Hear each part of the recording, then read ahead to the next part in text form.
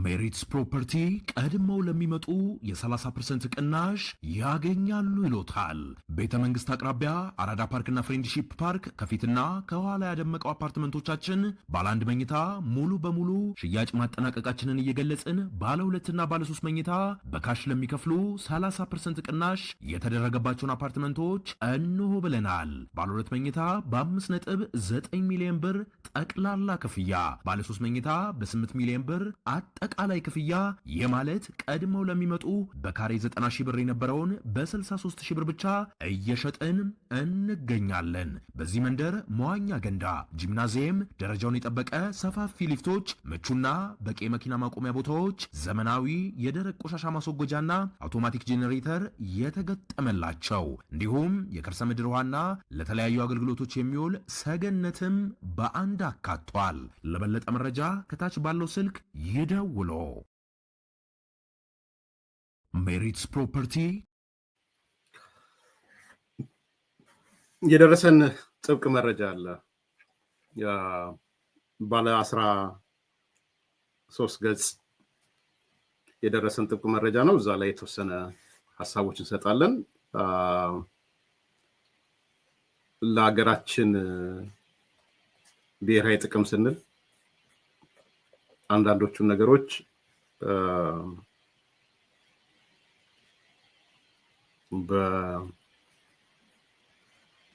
በዝርዝር ኪስ ይቀዳል በሚለው መርሆ መሰረት እናልፋቸዋለን ማለት ነው። በዛ ደረጃ ሀሳቤ የሚታዩ ነገሮች እንዳሉ ከወዲሁ መናገር ፈልጋለሁ። ዝርዝር ኪስ ይቀዳል የሚለው መርሆ ማለት ነው። አዲስ ኮምፓሶች ስለሚገባችሁ ማነው ምንድነው እንደማትሉኝ ተስፋ በማድረግ ማለት ነው። በዛሬው ዕለት አዲስ ኮምፓስ የደረሰን ጥብቅ ዶክመንት ትላንትና ነው አክቹአሊ የደረሰን ከትላንት ወዲያ ማታ እና ጌታቸው ረዳ፣ ጀነራል ጻድቃንና ሌሎች አካላት በአሜሪካን ኤምባሲ ያደረጉትን ጥልቅ ምክክርና ውይይት አግኝተናል።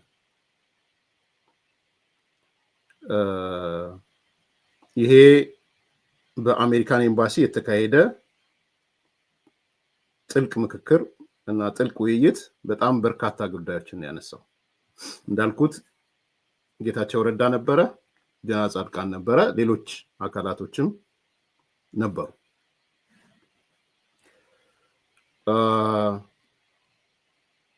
በእጃችን የገባው ጥብቅ ዶክመንት እንደሚያመላክተው የነ ጌታቸው ረዳ፣ ጀነራል ጻድቃንና የአሜሪካው የአፍሪካ እዝ አዛዥ ጀነራል ማለት ነው ጋር የተደረገው ምክክር ወደ 7 መሰረታዊ ጉዳዮች ላይ ያተኮረ ነው። 7 ዋና ዋና ነጥቦችን ነው ያነሱት። ቦታው አሜሪካ ኤምባሲ ነው የነበረው። እነዚህ 7 ነጥቦች አነሰላችኋለሁ።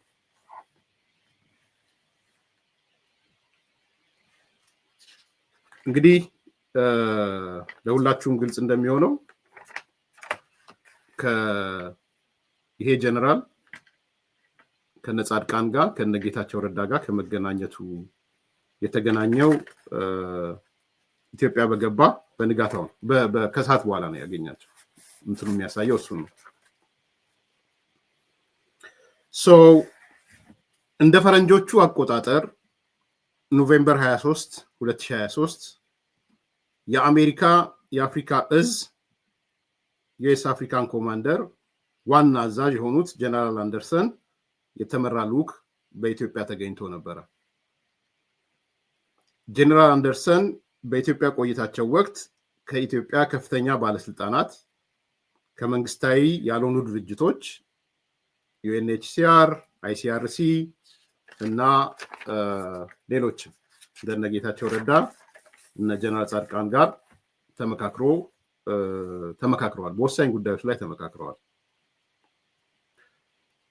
እንግዲህ መጀመሪያ ጀነራል አንደርሰን በአሜሪካን ኤምባሲ ውስጥ ከአቶ ጌታቸው ረዳ ከጀነራል ጻድቃንና ሌሎች አካላት ጋር አዲስ አበባ በገቡ በዛው አመሻሽ ላይ ነው ውይይት ያካሄዱት። ዶክመንቱ እንደሚያሳየው መድረኩን ያመቻቸው የአሜሪካን ኤምባሲ አምባሳደሩ ናቸው። ያው እንግዲህ ከነሱ ጋር ከተነጋገረ በኋላ እንደምታስታውሱት በንጋታው ጠዋት ከኢትዮጵያው ጠቅላይ ሚኒስትር ጋር ተነጋግረዋል። የኢትዮጵያው ጠቅላይ ሚኒስትርም አንድ ነገር ኮት አድርጎ አወጥቶ ነበረ፣ እንደምታስታውሱት አወጥቶ ነበረ። ዛሬ ጠዋት ከዩናይትድ ስቴትስ ኦፍ አሜሪካ የአፍሪካ እዝ አዛዥ ጀነራል አንደርሰን ጋር የበለጠ ትብብር ለማድረግ በምንችልባቸውና በቀጠና የጸጥታ ጉዳዮች ላይ ውይይት አድርገናል የሚል አጭር ኖት ከጠቅላይ ሚኒስትሩ ወጥታለች እንደምታስታውሱት። ከዛ በኋላ ደግሞ በማስከተል የአሜሪካው ጀነራል አንደርሰን ከኢታማዦር ሹሙና ከኢትዮጵያ ጦር ሰራዊት አዛዦች ጋር ውይይት አድርገዋል። እዛም ላይ የተነሱ ነገሮች አሉ። ለእኛ ግን ለዛሬው ትልቁ ሀሳብ ማነሳላችሁ የኤምባሲው ውይይት ላይ ነው ማለት ነው። በኤምባሲው ከነ አቶ ጌታቸው ረዳ ከነ ጀነራል ጻድቃንና ከሌሎች አካላት ጋር የተደረጉት ውይይቶች በጣም ቁልፍ ነጥቦች ስለተነሱ እነሱን አነሳላችኋል። ለተንታኞች የተለያየ አናሊሲስ ስለምሰሩ ሰዎች በጣም ይጠቅማችኋል ብዬ አምናለሁ። ይሄ 13 ገጽ ወደ 7 ቁልፍ ጉዳዮችን ነው ያነሱት ከነ ጀነራል ጻድቃንና ከነ ጌታቸው ጋር የአሜሪካው ጀነራል ማለት።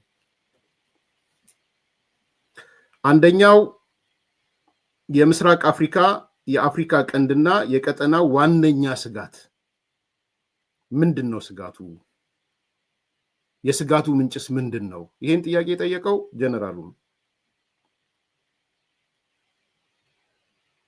ሲሪየስሊ ነው የተነጋገሩት።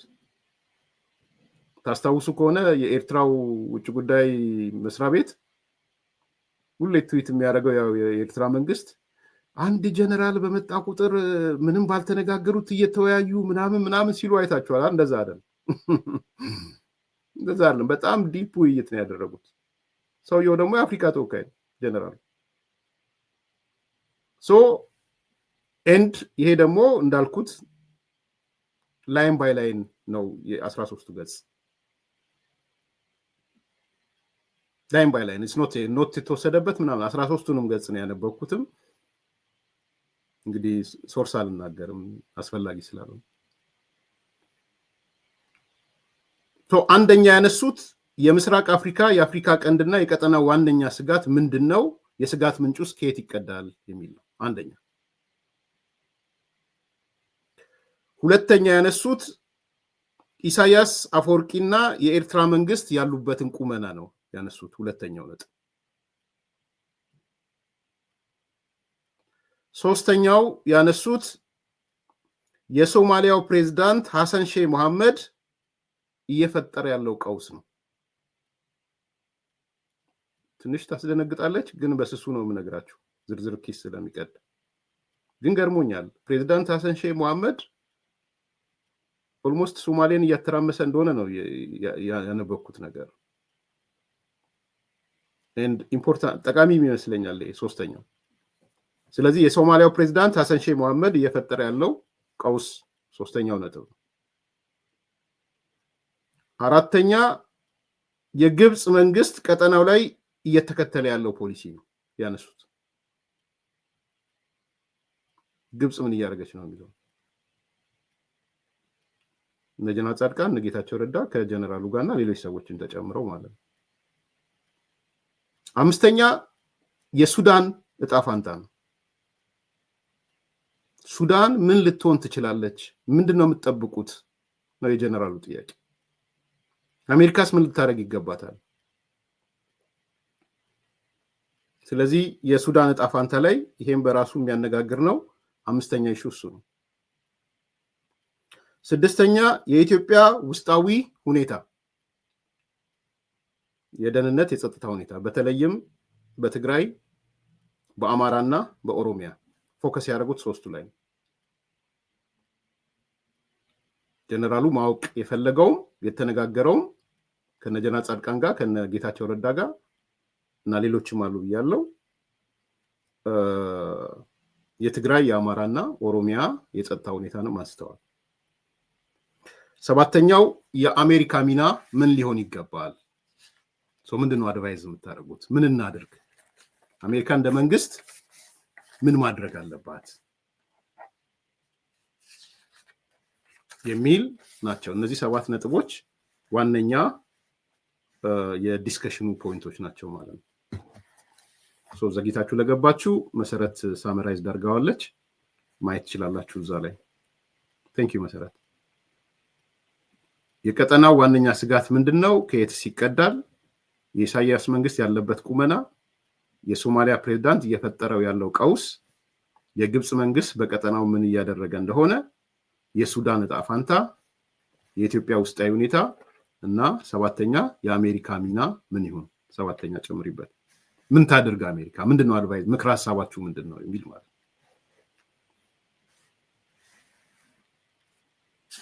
እነዚህ ዋና ነጥቦች ናቸው። የነጌታቸው ረዳ የነጀነራል ጻድቃንና ሌሎች በአሜሪካ ኤምባሲ ከጀነራል ጋር ያደረጉት ነጥብ በዝርዝር ሲታይ ደግሞ አሁን ማለት 1 2 3 ብዬ ጭብጦቹን ወይም ይዘቶቹን አነሳላችኋለሁ። ምናልባት አስተያየት ባልጨምርበት ይሻላል አይሻልም አላቅም። ዝም ብዬ ሐሳቦቹን ላንሳላችሁና ሰው ዲስከስ ያርግበት። እንደዛ ይሻላል መሰለኝ ማሳጠርም ስለምንችል በጣም ወሳኝ ነጥብ ስለሆነ ማለት ነው። ኦኬ፣ አንደኛ የኢትዮጵያ ውስጣዊ ሁኔታን በተመለከተ የኢትዮጵያ ውስጣዊ ሁኔታን አቶ ጌታቸው ረዳ፣ ጀነራል ጻድቃን እና ጀነራሉና ሌሎች ሰዎች አስተያየት የሰጡት የሰላም ችግር አለ የሚል ነው። ኢትዮጵያ ጥልቅ የውስጥ ችግር የሰላም ችግር አጋጥሟታል የሚል ገምግመዋል። ኢትዮጵያ ፌስስ ሲሪየስ ኢንተርናል ቻሌንጅ፣ የሰላም ችግሩ ዝም ብሎ የሚታው ነገር አይደለም ይሉና ነገር ግን ይሄ የሰላም ችግር ኢትዮጵያ ላይ የህልውና ስጋት የሚጋርጥ አይደለም፣ ከኢትዮጵያ መንግስት አቅም በላይ የወጣ ችግር አይደለም፣ የውስጥ ችግሩ ማኔጀብል ነው የሚል ነው። አንደኛ የተስማሙት ሐሳብ የሰጡትና የተነጋገሩት አንደኛው እሱ ላይ ነው። ሐሳብ ስጡበት። ኢትዮጵያ faces serious internal challenge but none of these pose an existential threat to the state or its capacity to engage.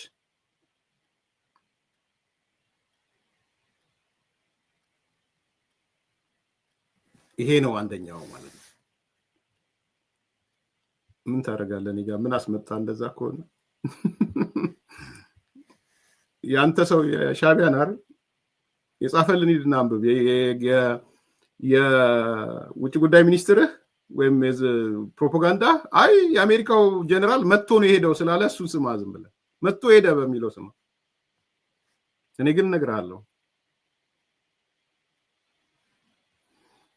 ኦኬ፣ ስለዚህ አትደንግጡ።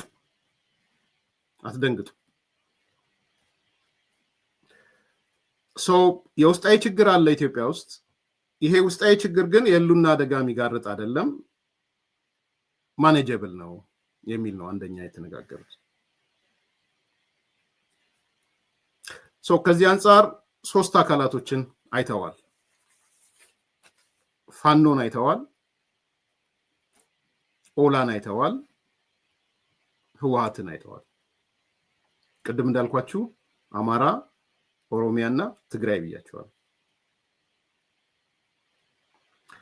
ፋኖ ላይ የተቀመጠው ፖይንት ምንድን ነው?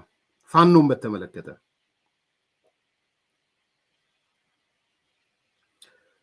ፋኖ አካባቢውን በማወክና የክልሉን አስተዳደራዊ መዋቅር በመረበሽ ይሰራል ብለዋል። እየሰራ ነው። አካባቢውንም በማወክ የክልሉን አስተዳደራዊ መዋቅር፣ የክልሉ የአማራ ክልል ማለት ነው። ፋኖ በውስጡ የፖለቲካ አንድነት የሌለው፣ የሚሊተሪ ቁመና አቅም የሌለው፣ ስትራቴጂክ አመራር የሌለው ቡድን ነው። የኢትዮጵያ መንግስትን የሚገዳደር ቁመና የለውም። እንኳን አዲስ አበባ ሊገባ አይገባ የሚለውም ጽሑፍ አለ። ከዚህ በተጨማሪም ፋኖ በውስጡ ከፍተኛ ክፍፍል ያለበት እንዲሁም በውጭ ኃይሎች የሚዘወርበትና ማኒፑሌት የሚደረግበት ደረጃ ላይ ደርሷል። የትንመን ጌታቸው ረዳ ስታገኘው ኤርሚያስ የሚያወራው እውነት ነው ወይ ብለህ ጠይቀውና ውሸት ነው ካለ ትነግረኛለህ። ጀነራል ጻድቃን ካገኛችሁት ኤርሚያስ የሚናገረው ውሸት ነው ወይ ብላችሁ ጠይቁና ትነግሩኛላችሁ። ወይም የአሜሪካ የኢትዮጵያ መንግስት፣ ከዛ በላይ ልላችሁ አልችልም። ብዙ ሰው ጠቀስኩላችሁ።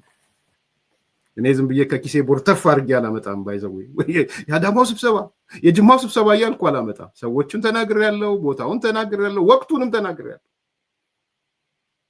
የአፍሪካ የአሜሪካ ጀነራል በገባ ወደ ማታ ላይ ያገኛቸው እንደገባ ኢቭን ጠቅላይ ሚኒስትሩን ሳያገኝ ኢታማጆር ሹምን ሳያገኝ ነው እነ ጀነራል ጻድቃንን እነ ጌታቸው ረዳን ያገኘው። ሌሎችም አሉ እዛ ውስጥ ቅድም የነገርኳችሁ የሲአርዴ የዩኤንኤችሲአር ምናምኖች አሉ።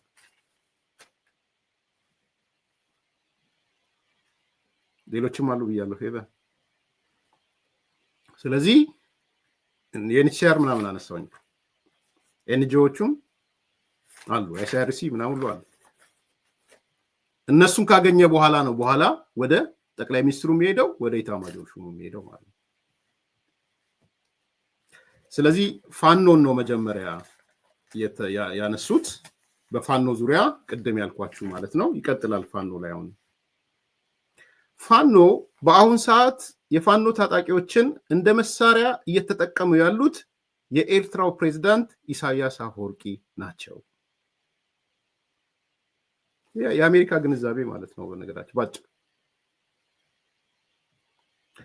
ኢሳያስ አፈወርቂ ፋኖን በመጠቀም ኢትዮጵያና ቀጠናውን ለማመስ እየተጠቀመበት ነው። ግብፅም ይህንን ኃይል በኤርትራ በኩል አድርጋ እየተጠቀመችበት ነው። የግብፅ ዓላማ ኢትዮጵያን በማዳከም በአባይ ወንዝና የቀይ ባህር ላይ ያላትን ፍላጎት ለማሳካት ነው። ይሄ እነ ጀነራል ጻድቃን እነ ጌታቸው ረዳ ከጀነራሉ ጋር የተወያዩበት ነው፣ ሌሎቹን ጨምሮ ማለት ነው። Eritrean President Isaias Afwerki has been attempting to instrumentalize FANO as a proxy force in his broader strategy to destabilize Ethiopia and external political concessions. Egypt could also exploit these dynamics to weaken Ethiopia. ያለ ይቀጥላል ማለት። ስለዚህ ፋኖን መሳሪያ እያደረገ ያለው በአሁኑ ሰዓት የኤርትራው ፕሬዝዳንት ነው። ኢሳያስ አፈወርቂ ኢትዮጵያና ቀጠናውን ለማተራመስ በዋናነት አሁን እየተጠቀመ ያለው ፋኖን ነው እያለ ያለው። እዚህ ውስጥ ግን ግብፅም አለች ነው። ይሄ ከአሜሪካው ጀነራል ጋር የተደረገ ውይይት ነው። እንደቀላል ካየው እንደቀላል ካየው መብት ነው። በጣም የሚገርም ነገር ነው።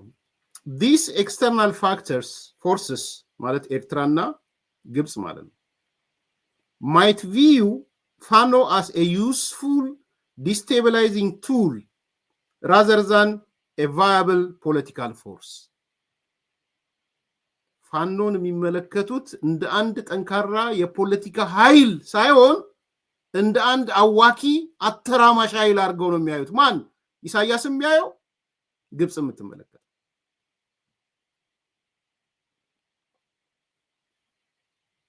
ሶ ፖለቲካሊ አሸንፎ ምርጫንትም የሆነ ነገር አድርጎ ምናምን መንግስት ገልብጦ ምናምን ሳይሆን ያውክልናል፣ ያተራምስልናል ብለው ነው የሚያስቡት። ፋኖ ኢንስትሩሜንታላይዝ እያደረጉት ነው፣ መሳሪያ እያደረጉት ነው ነው የሚለው።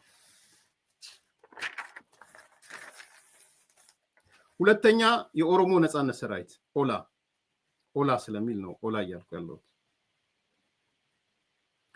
ኦላ በአሁን ሰዓት በፖለቲካም ሆነ በሚሊቴሪ አቅሙ እጅጉን ተዳክሟል ነው የሚለው።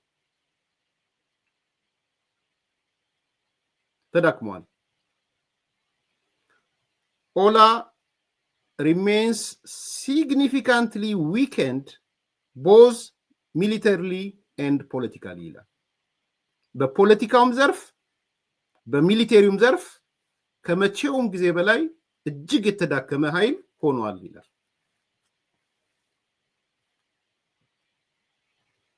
ይቀጥላል። ከዛ እንደ ታሪካዊ ዳራ ያስቀመጡታል። ሊያከራክር ይችላል። እንግዲህ እንዳልኩት ነው። ጌታቸው የምታገኙ ጀነራል ጻድቃን የምታገኙ ጠይቋቸው። ጌታቸው ይሄን እንዴት ሊናገር ይችላል? ጠይቋቸው ብያለሁ። የሰሞኑ ሁኔታ ምናምን ያነሳችሁት አለ። አይ ቲንክ እንግዲህ እንደ ወፏ እንደነገረኝ ምንድን ነው የሚባለው ሰሞኑን ጽሁፎች ምናምን ነጌታቸው ያወጣሉ። ጌታቸው ብቻ ሳይሆን ዶክተር ብስራትም ጽሁፍ ያወጣሉ። በነገራችን ላይ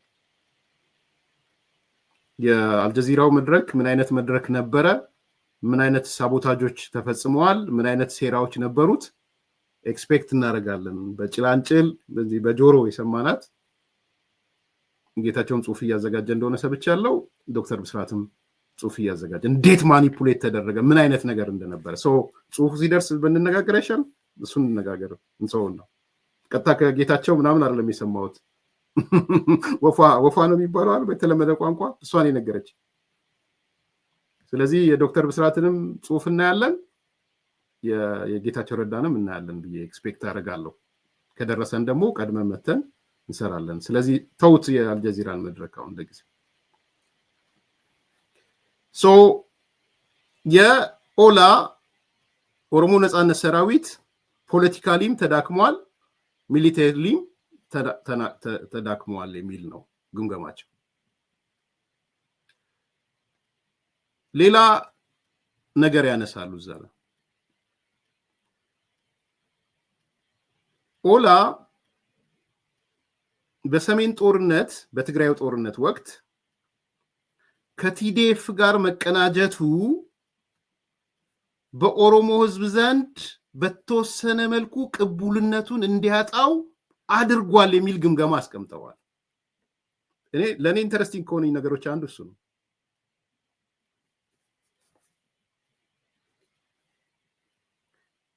የሰሜኑ ጦርነት የትግራዩ ወይም የሰሜኑ የሚባለው በዛን ወቅት እነ ጃልማሮ ከትግራይ ዲፌንስ ፎርስ ከሚባለው ከቲዲኤፍ ጋር መቀናጀታቸው በኦሮሞ ህዝብ ዘንድ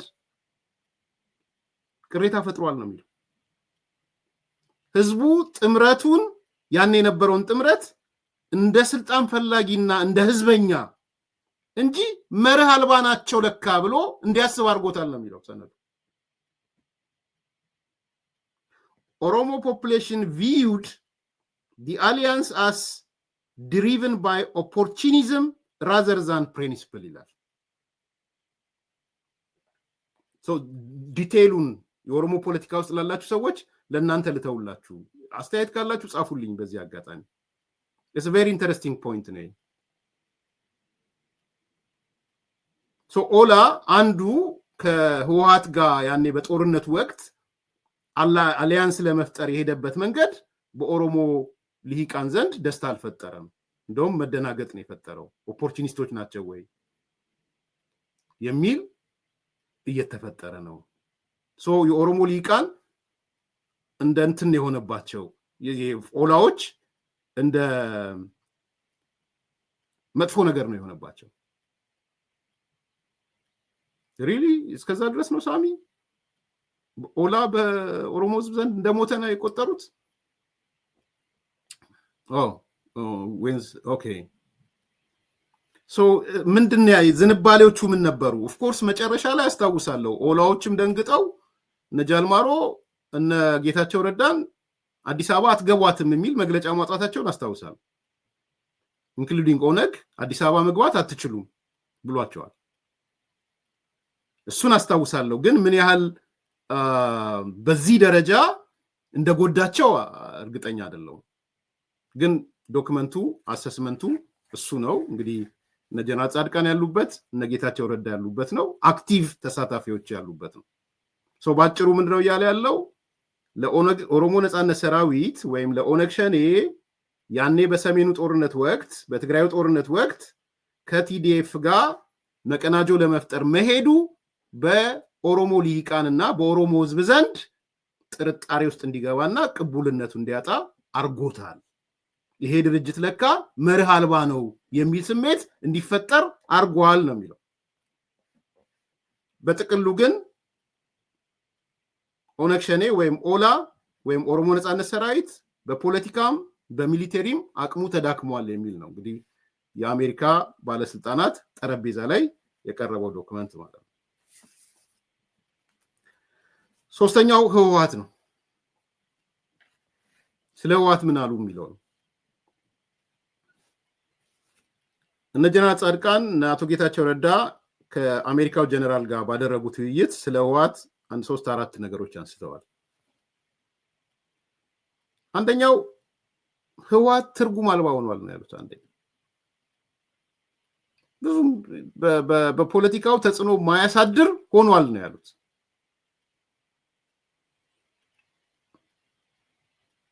እንደውም እንግሊዘኛው የበለጠ ይጠቅማል መሰለኝ። የህወሓት እጠቅሳለሁ በኮቴሽን ከተቱትና ኮቴሽን ነው እነሱ የሚያደርጉት ሼልፍ ላይፍ ሃዝ ኢንድድ ይላል። ቃል በቃል የተቀመጠው ዶክመንቱ እሱ ነው። ጻፉና ተነጋገሩበት። ህወሓት ትርጉም አልባ ሆኗል፣ ፖለቲካሊ ኢሬሌቫንት ሆኗል። እንደውም በቀላሉ በእንግሊዘኛ ሲገልጹት ሼልፍ ላይፍ ሃዝ ኢንድድ ብለው ነው የገለጹት።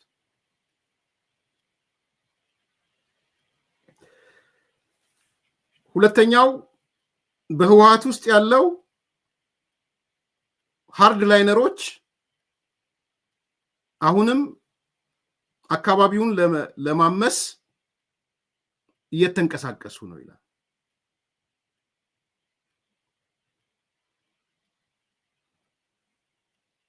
እየተንቀሳቀሱ ያለና ጥሩ ጥያቄ ነው የተጠየቀው ፍትህ። ይሄ ማለት ሁለቱ ዲስከስ አድርገው የአሜሪካ መንግስት ቴብል ላይ የቀረበ ነው ያወራለው። ለአሜሪካ መንግስት ውሳኔ ይህ ነው። ኬብል ሲባል ሰምታል? ዲቴል አታስኪደኝ። ለዛ ነው ኬብል ማለት እሱ የሚናገረው አለ። ኬብል ላይ ቀርብና ቴብሉ ላይ ለዲሲሽን ሜከሮቹ ይሰጣል ማለት ነው።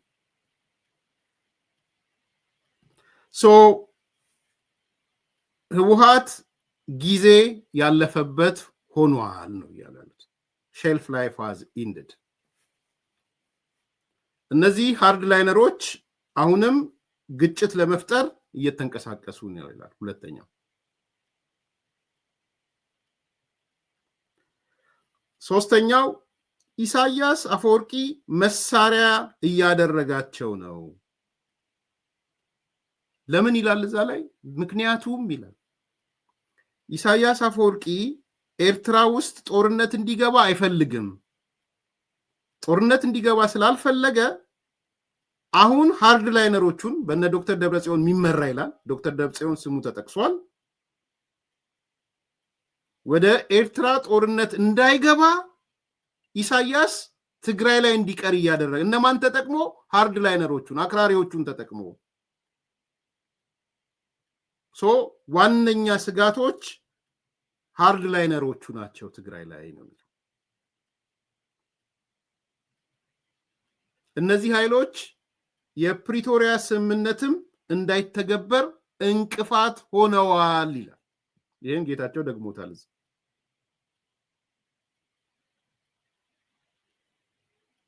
ስለዚህ እነ ጀነራል ጻድቃን እነ ጌታቸው ረዳ እና ሌሎች ከጀነራሉ ጋር በኤምባሲ ሲነጋገሩ አንዱ ያስቀመጡት ነጥብ ይሄ ነጥብ ነው ማለት ነው። ከህወሓት ጋር የተያያዘ ትርጉም አልባ ሆነዋል፣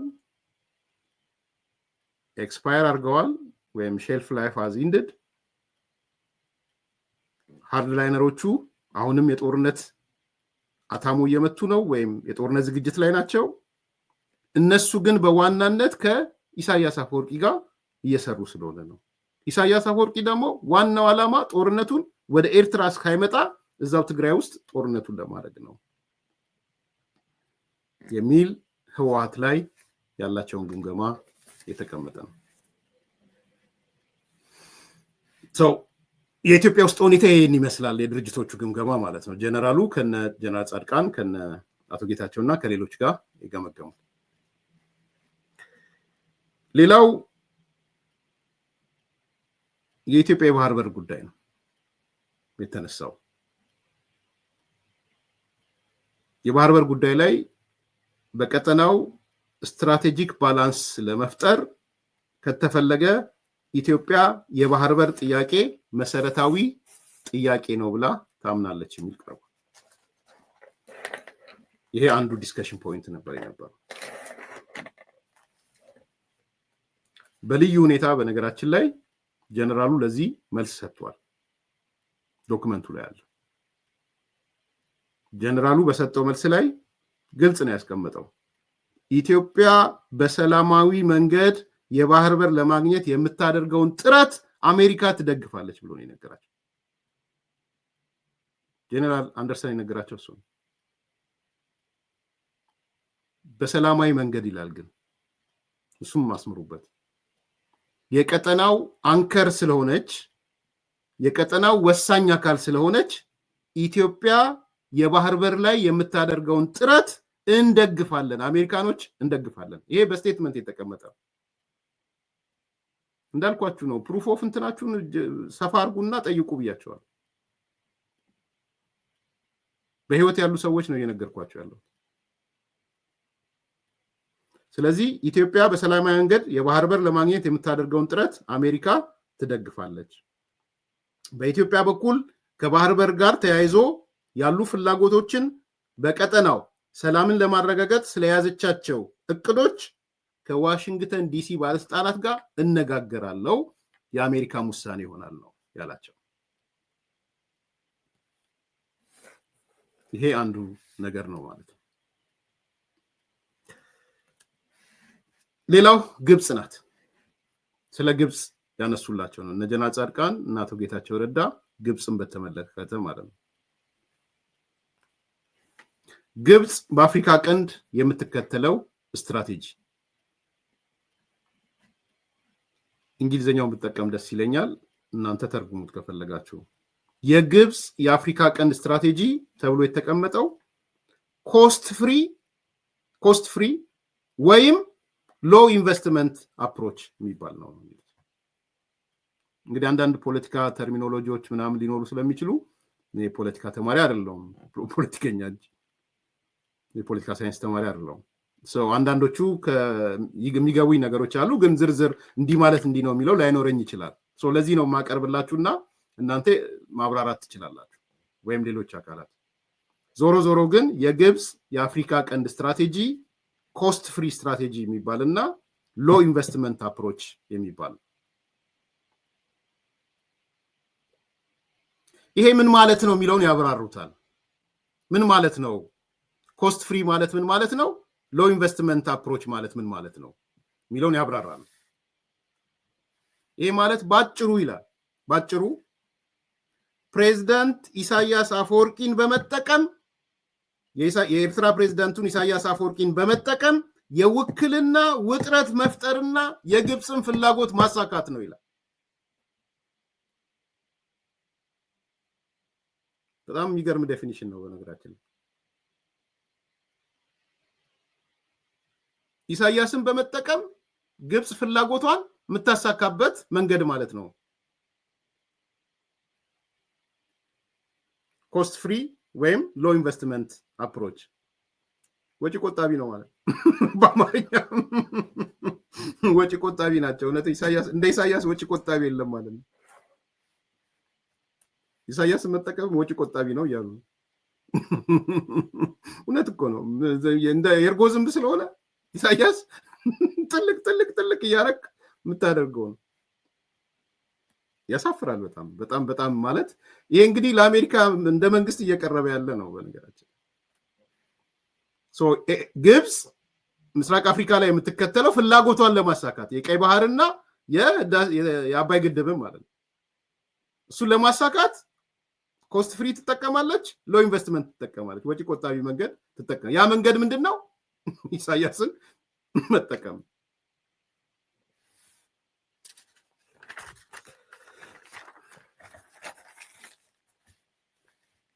ሶማሊያ ሞቃዲሾ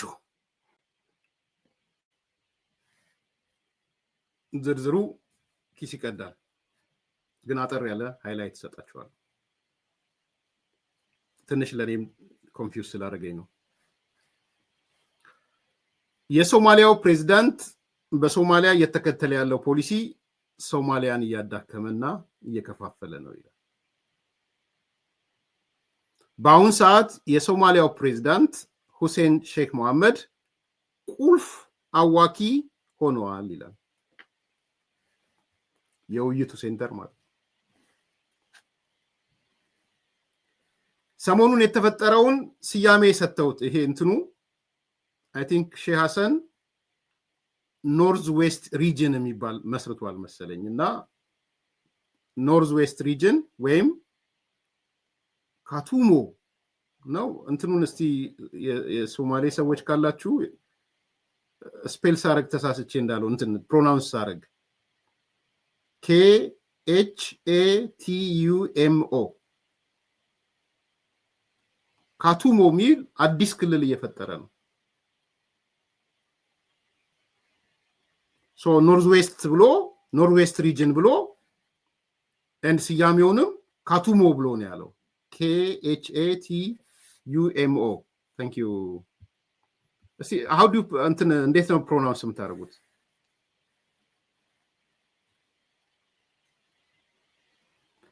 ይሄ ምንድነው የሆነው? ይሄ በጣም አደገኛ ነው ብሎ ያሉት ሼህ ሐሰን ቀጠናውን እያወከ ነው፣ ሶማሌን እያወከ ነው የሚለው ምንድነው?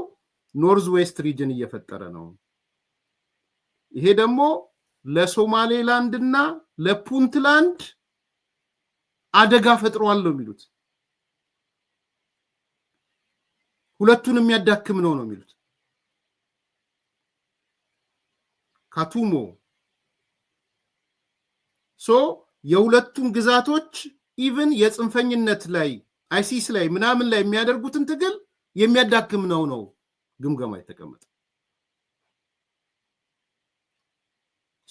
ኖርዝ ዌስት ሪጅን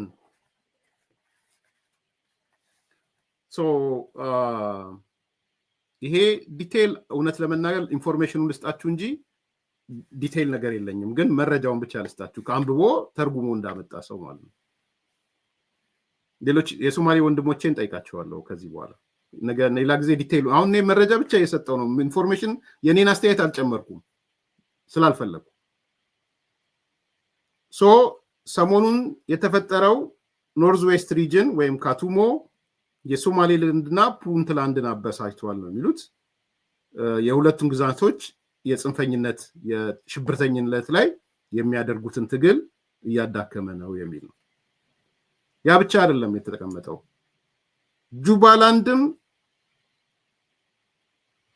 ጥሩ አይደለም ከሶማሌው ፕሬዝዳንት ጋር ልናስታርቀው ሞክረን ወዘተ የሚል ታሪክ አለው፣ ግን በቃ አልተጠቀመበትም ሼህ ሐሰን ማለት ነው፣ ፕሬዝዳንት ሁሴን ሐሰን ሼህ።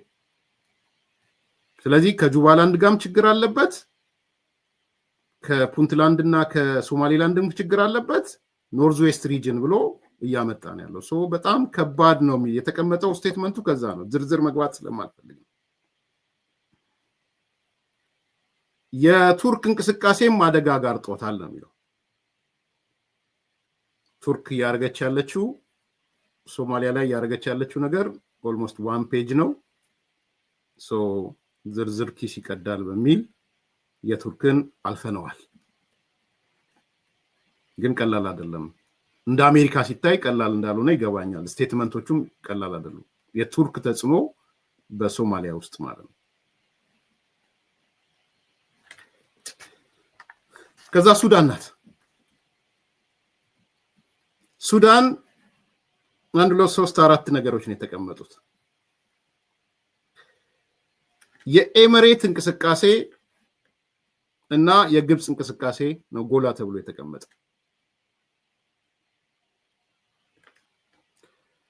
የኤምሬት እንቅስቃሴ በኔጌቲቭም በፖዚቲቭም የሚነሳ ነገር አለው። ኤምሬትን በተመለከተ በሱዳን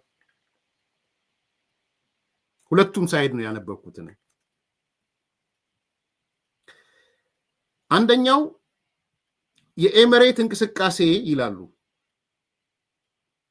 በሁለቱ ተፋላሚ ኃይሎች ስቴልሜት እንዲደርሱ አርጓቸዋል ይላል። የኤምሬት እንቅስቃሴ ስቴልሜት ማለት አሸናፊም ተሸናፊም የሌለበት ማለት ነው። የትኛውም ኃይል ያላሸነፈበት ማለት ነው። እንደ ባላንስም አገልግሏል ይላል። ኤምሬት ያደረገችው እንቅስቃሴ ባላንስ ኦፍ ፓወር ነው የሚል ስሜት አለው። ኤክሰሲቭ ተሳትፎዋ ደግሞ በተለይ ደግሞ በራሱ በአርኤስኤፍም ደስተኛ አይደለችም ይላል። እዛ ውስጥ በአመራሮቹ በተለይ ብዙ ደስተኛ አይደለችም ይላል ኤምሬት። ዲቴይሉ እንዳልኩት ኪስ ይቀዳል፣ ዝርዝር ነው። ነገር ግን የኤምሬት ተሳትፎ ኢስ ላይክ አንዱ አሸናፊ አንዱ ተሸናፊ እንዳይደርግ አርጓል ነው የሚለው። ስቴልሜት እንዲፈጠር አድርገዋል። ሁለተኛ የግብጽ ተሳትፎ ነው በሱዳን። ግብጽ ለኤስኤፍ የምታደርገው ለአልቡርሃን ማለት ነው የምታደርገው ድጋፍ በዋናነት ከአባይ ወንዝና የተያያዘ ነው። በዋናነት ጥቅሟን ለማስጠበቅ ነው። ግብጽ እየሄደችበት ባለው መንገድ ከቀጠለ ሱዳን ትፈርሳለች ነው የሚል። የግብጽ መንገድ ሱዳንን ያፈርሳታል ነው የሚል። ሁለተኛው ቁም ነገር የተቀመጠው እሱ ነው። ግብጽ እየሄደችበት ያለው መንገድ ኤስኤፍን የምትረዳበት መንገድ ግብጽን ሊያፈርሳት ይችላል። እንደውም ምንድነው በዛ ላይ የተቀመጠው ኤስኤፍ ማለት ባጭሩ የግብጽ ሚሊቴሪ ማለት ነው ይላል። the military wing of Egypt ነው ይላል ኤስኤፍ።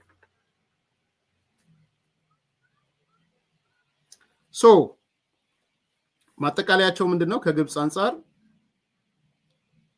እኔ እንደገባኝ ስቴልሜቱን እንደ ጥሩ ነው የወሰዱት። ለአሜሪካ መንግስት የቀረበው ሪፖርት ወይ ዶክመንት ላይ እነ ጀነራል ጻድቃን እነ ጌታቸውና ሌሎቹ ስቴልሜቱን ግብጽን እንዳይፈርስ ያደረገው ስቴልሜት ነው ብሎ ነው የሚያምኑት እንደገባኝ። ስለዚህ ምንድነው ምክረ ሐሳባቸው? ይሄ የአሸናፊም ተሸናፊም የሌለበት በሆነበት በፍጥነት ወደ ድርድር ይገባ ነው የሚሉት ሱዳን ላይ።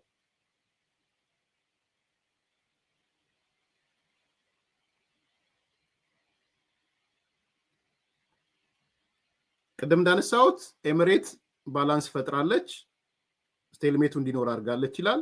ግብጽ እየሄደችበት ያለው መንገድ አደገኛ ነው ይላል። አርኤስኤፍ ካሸነፈ ግብጽ ተፈርሳለች ነው የሚለው። ግብጽ ግን ኢንተረስቷ የአባይና አባይ የናይል ጉዳይ ነው የሚለው። ከራሷ ኢንተረስት ብቻ ነው የምትነሳው ነው የሚለው። መፍትሄ ብለው ሲያመጡም ስቴልሜቱ እንዳለ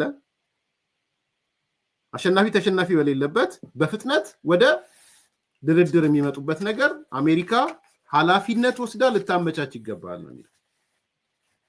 አለበለዚያ ግን ይላል ማጠቃለያው ግብጽ ለሁለት ትከፈላለች ነው፣ ለሁለት ትሰነጠቃለች ነው። በቅርብ ጊዜ ሱዳን ለሁለት ልትሰነጠቅ ትችላለች። ሁለት ስቴት ቱ ሴፓሬት ስቴት ሊመጡ ይችላሉ። ስለዚህ ሁለቱም ማሸነፍ እንደማይችሉ ገብቷቸው ወደ ጠረጴዛ ካልመጡ ሱዳን አደጋ ላይ ናት ነው የሚል ሐሳብ ነው ያነሱት። በአጠቃላይ ያለው ነገር ይሄ ነው። ቅድም እንዳነሳሁት ለኔ በጣም ፖዚቲቭ ሆኖ ያየሁት የጀነራሉ አስተያየት ነው። ጀነራሉ በተለይ ከባህር በር የኢትዮጵያ የባህር በር አንጻር ያነሳው አስተያየት በግልጽ ተቀምጧል እዛ ላይ። ሰው ለትራምፕም ለፖሊሲ ሜከሮችም የሚቀርብ ማለት ነው። ነምበር 1 ኢትዮጵያ የቀጠናው አንከር ናት የሚል ተናግሯል። አስተያየቱ ላይ አለ። የመጣ ነውም ለዛ ነው። የቀጠናው ሰላም የሚጠበቀው ኢትዮጵያ አንከሩን አስትወጣ ነው የሚል ማለት ነው። ሁለተኛ ኢትዮጵያና አሜሪካ በጋራ ሽብርተኝነትን የመዋጋት ስራቸውን አጠናክረው ይቀጥላሉ ይላል። የሶማሊያም የሱዳንም ሌሎች ጋር የሚነሳው ማለት ነው። ዋነኛ የሽብርተኝነት አጋራችን ናችሁ ብሎ ያነሳል። ይሄም በዶክመንቱ የ13 ገጽ ዶክመንቱ ላይ አለ። ሁለተኛው እሱ ነው። ኢትዮጵያ እና አሜሪካ ሽብርተኝነትን በጋራ የመዋጋት ስራቸውን አጠናክረው ይቀጥላሉ ብሎ ማለት ነው። ሶስተኛ ኢትዮጵያ በቀጠናው ጸጥታን ለማስፈን እየተጫወተች ያለችው ሚና እውቅና እንሰጣለን፣ እናደንቃለን ይላል። አራተኛ ኢትዮጵያ በኩል ከባህር በር ጋር ተያይዞ ያሉ ፍላጎቶችና በቀጠናው ሰላምን ለማረጋገጥ ስለያዘቻቸው እቅዶች አሜሪካን የኢትዮጵያን የባህር በር ማግኘት የምታደርገውን ጥረት ትደግፋለች፣ በሰላማዊና በሰላማዊ መንገድ ብቻ ይላል። እሱንም አስመረ መሄድ ስለምፈልግ የባህር በር ጥያቄዋ መስተናገድ ያለበት በድርድር በውይይት በሰላማዊ መንገድ ነው ይላል። ኦቨርኦል በእጃችን የገባው የአሜሪካን ኤምባሲው ውይይት ይህን ይመስላል። በተቻለ መጠን የራሴን ሀሳቦች ላለመጨመር ሞክሬያለሁ። እንደወረደ ነው ያቀረብኩት። በእርግጠኝነት አዲስ ኮምፓሶች ምንም እኔ ከኪሴ የማመጣው ነገር የለም። አይ ብላችሁ ከተጠራጠራችሁ ደግሞ አቶ ጌታቸው የምታገኙ ከሆነ ደውሉለት፣ አቶ ጀነራል ጻድቃን የምታገኙ ከሆነ ደውሉለት። እንግዲህ የአሜሪካ ኤምባሲን የምታገኙ ከሆነ ደውሉላቸው። ግን ይሄ ትልቅ ኢምፓክት ያለው በኢትዮጵያ ፖለቲካ ውስጥ መሰረታዊ ነገር እንደሆነ፣ በጂኦፖለቲካው ላይ መሰረታዊ ጉዳይ እንደሆነ አንዳንዶች እንደሚያወሩት ኢትዮጵያ የከሰመ ወይም የክስመት የዲፕሎማሲ መንገድ ሳይሆን እኔ የታየኝ የጥሩ ጉዞ ነው። ኢትዮጵያን ቅቡል ያደረገ ጉዞ ነው። እንግዲህ ይሄ ውሳኔ ለፖሊሲ ሜከሮቹ፣ ውሳኔ ሰጪዎቹ፣ ለነ ትራምፕ፣ ለሌሎችም ውጭ ጉዳይ ላሉት የሚቀርብ ነው። ለሚሊቴሪው የሚቀርብ ነው። በዚህ ደረጃ ሲኖር ትልቅ ነገር ነው። መወያየት መነጋገር ደግሞ ያስፈልጋል ማለት ነው።